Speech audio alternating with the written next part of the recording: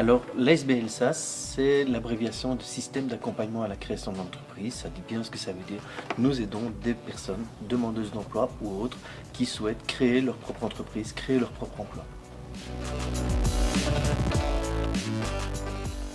Il y a au sein de la structure 3 types de services. Le premier, c'est d'abord tout l'aspect, on va dire, détection, accompagnement dans la réflexion par rapport à la création, par rapport à la conscientisation de ce qu'est être indépendant, et aussi aider la personne à avoir une bonne objectivation finalement de ses objectifs par rapport à ce qu'il a envie de faire, par rapport aussi à son activité, par rapport à son marché. Deuxième partie, c'est la partie test, c'est la partie couveuse au sens strict du terme.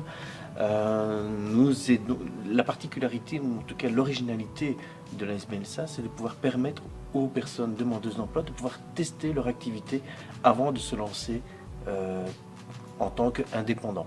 Tout ça pendant une période de 6 mois, 9 mois ou 1 an. Voilà, on teste l'activité, on teste la faisabilité, on teste aussi son marché, tout en restant demandeur d'emploi. Et ça, c'est vraiment la grosse originalité. Troisième partie, troisième type de service, c'est tout le suivi post-création par rapport aux porteurs de projets qui sont passés par chez nous, qu'ils passent en phase de test ou qu'ils ne passent pas en phase de test. Au jour d'aujourd'hui, il y a plus de 250 personnes qui sont passées par la couveuse entreprise.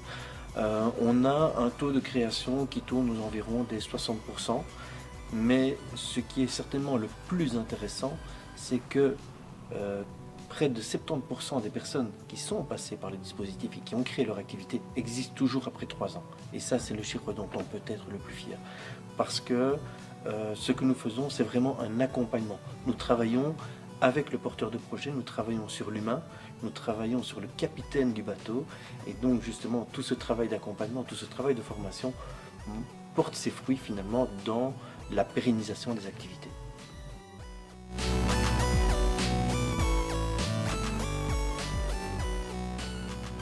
Alors effectivement, pour nous, c'est important d'être présent au Salon de l'Emploi et de la création d'activités à ESO le 12 mai, tout simplement parce que c'est un salon qui touche particulièrement notre public, non seulement les demandeurs d'emploi, mais également les demandeurs d'emploi qui sont porteurs d'un projet. Et donc on essaie de leur apporter un maximum d'informations. On met d'ailleurs les moyens pour pouvoir rendre service, ou en tout cas pouvoir répondre aux différentes demandes. Nous sommes avec un très grand stand tout à l'entrée du salon.